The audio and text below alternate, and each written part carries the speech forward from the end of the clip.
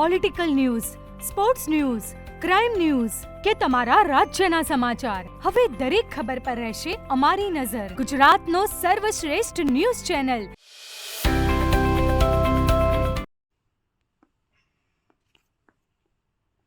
ઉત્તર ગુજરાતના નાડોદ રાજપૂત સેવા સમાજ ટ્રસ્ટ પાટણ દ્વારા સમી ખાતે સ્નેહમિલન, મહિલા સંમેલન અને વિદ્યાર્થીઓના સન્માન સમારોહ યોજાયો.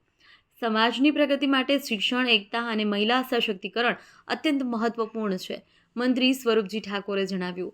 ખાદી, કુટીર અને ગ્રામ ઉદ્યોગ વિભાગના રાજ્યકક્ષાના માનનીય મંત્રી સ્વરૂપજી ઠાકોરની અધ્યક્ષતામાં ઉત્તર ગુજરાત નાડોદ રાજપૂત સમાજ સેવા ટ્રસ્ટ પાટણ દ્વારા સમી ખાતે સ્નેહમિલન, મહિલા સંમેલન, દાતાઓનું સન્માન તથા વિદ્યાર્થીઓના સન્માન સમારોહનું આયોજન કરવામાં આવ્યું હતું.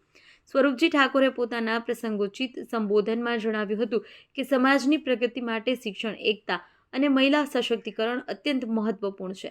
તેમણે વિદ્યાર્થીઓને અભ્યાસ સાથે સંસ્કાર, શિસ્ત અને સામાજિક જવાબદારી વિકસાવવા અપીલ કરી હતી. મહિલાઓ સમાજમાં વિકાસમાં મુખ્ય ભૂમિકા ભજવે છે તેમ જણાવી તેમણે મહિલાઓને આત્મનિર્ભર બનવા અને વિવિધ ક્ષેત્રોમાં આગળ વધવા પ્રોત્સાહન આપ્યું હતું.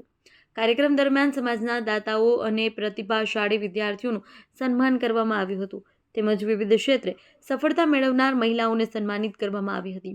ઉપસ્થિત મહેમાનો દ્વારા ટ્રસ્ટની સમાજ હિતકારી પ્રવૃત્તિઓને બિરદાવવામાં આવી હતી. સમગ્ર કાર્યક્રમ ઉત્સાહપૂર્વક અને સહકારના ભાવ સાથે સફળતાપૂર્વક સંપન્ન થયો હતો.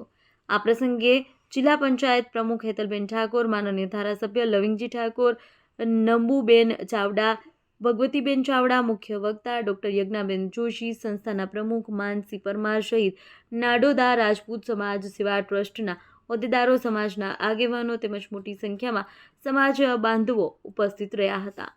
રિપોર્ટર કમલેશ પટેલ, પાટણ.